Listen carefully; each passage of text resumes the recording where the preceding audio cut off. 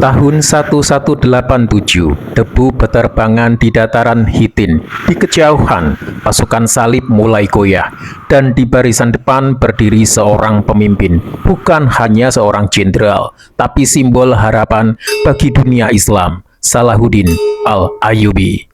Ia datang bukan membawa dendam, tapi sebuah misi, merebut kembali kota suci Yerusalem.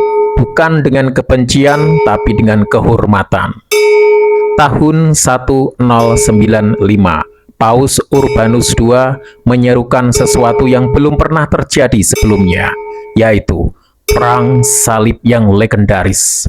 Ribuan pasukan dari Eropa Barat berangkat ke Timur Tengah dengan satu tujuan, merebut Yerusalem, kota suci bagi banyak umat. 4 tahun kemudian, Yerusalem jatuh ke tangan tentara salib. Kota tersebut mengalami masa yang sangat sulit dengan banyak penduduk yang terkena dampak konflik. Dunia Islam terpecah dan terhina, namun harapan belum padam karena di Tikrit, Irak, seorang anak lahir. Namanya Yusuf bin Ayyub. Kelak dunia mengenalnya sebagai Salahuddin Al-Ayyubi. Salahuddin berasal dari keluarga Kurdi, bukan bangsawan Arab. Tapi sejak muda ia menunjukkan kecerdasan, kesetiaan, dan keberanian. Di bawah komando Nuruddin Zanki, ia ikut kampanye militer ke Mesir. Di sana ia menumbangkan kekuasaan Fatimiyah dan menyatukan Mesir di bawah Panji Sunni. Saat Nuruddin wafat, Salahuddin bergerak cepat.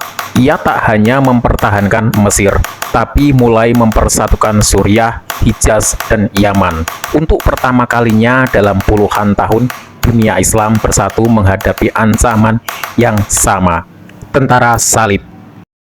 Tahun 1187, Salahuddin memancing pasukan salib keluar dari benteng. Mereka mengejar bayangan, haus, dan bingung. Di Hitin, pasukan salib dikepung dari dua sisi. Dalam hitungan jam, mereka hancur. Raja Guy de Lusignan tertangkap. Salib suci, relikwi paling dihormati di Eropa, digenggam oleh Salahuddin. Kemenangan Hitin menjadi titik balik. Jalan menuju Yerusalem kini terbuka lebar. Yerusalem adalah kota suci tiga agama samawi. Salahuddin tidak datang dengan dendam. Ia menolak membalas kebrutalan 1099.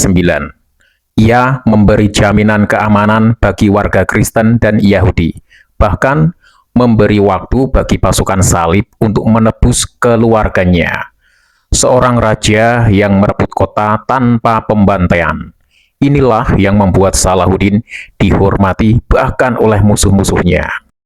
Dunia Barat tidak tinggal diam. Richard, si hati singa dari Inggris, datang membawa armada besar.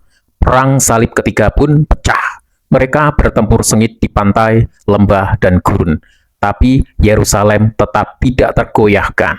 Uniknya, antara Richard dan Salahuddin lahir rasa hormat di antara keduanya. Dua raja, dua dunia, tapi satu prinsip, kehormatan di atas segalanya. Hingga akhirnya kesepakatan damai tercipta antara keduanya. Tahun 1193, Salahuddin wafat. Ia tidak meninggalkan istana megah, hanya beberapa keping emas saja dan nama yang harum. Sejarawan Barat menulis, ia adalah musuh yang paling ditakuti dan paling dihormati. Dunia Islam mengenangnya sebagai simbol keberanian, persatuan, dan keadilan. Salahuddin Al-Ayyubi bukan hanya seorang jenderal, bukan hanya seorang pemimpin, bukan hanya seorang bapak. Namun ia adalah pengingat bahwa kehormatan bisa lebih kuat dari senjata. Bahwa seorang pemimpin sejati tidak dikenal karena kekuasaannya, karena kebesarannya, karena kehormatannya, tapi karena belas kasihnya, dan itulah warisan yang abadi. Ikuti terus channel ini untuk menonton kisah-kisah sejarah Indonesia dan dunia. Like dan subscribe.